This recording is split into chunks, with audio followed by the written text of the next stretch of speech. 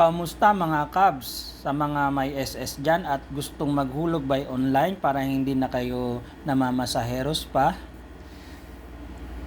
mag-download kayo ng My SS apps. Ito, download nyo lang sa Play Store, then i-open nyo kung naka-register na kayo, click mo yung SS. Ayan, depende na lang sa'yo kung anong lock ang gagamitin mo. Sa akin kasi face recognition. Ayan, na-open na yung SS ko. Cancel mo lang to. Then, makikita mo dito yung total contribution. Pwede mong tingnan dyan kung ilan na yung hulog mo. Ayan, yung mga benefits, loan, services, PRN. Diba kailangan natin ng PRN pag naghuhulog tayo? I-click mo yung PRN. Ayan, contribution. Then, yung crate. Ayan, nakita nyo yan kabayan.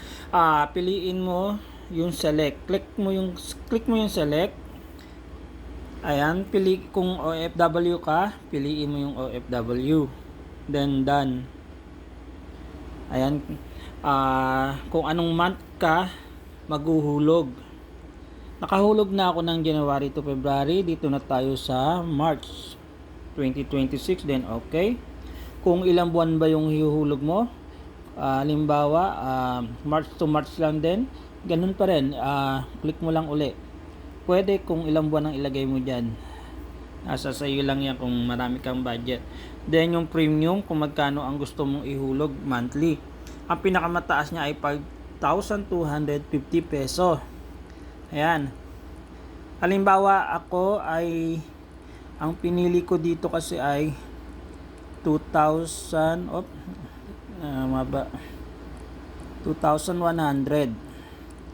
Hindi ganong mababa, hindi ganong mataas. Dito tayo sa 2,100. Ayan, done.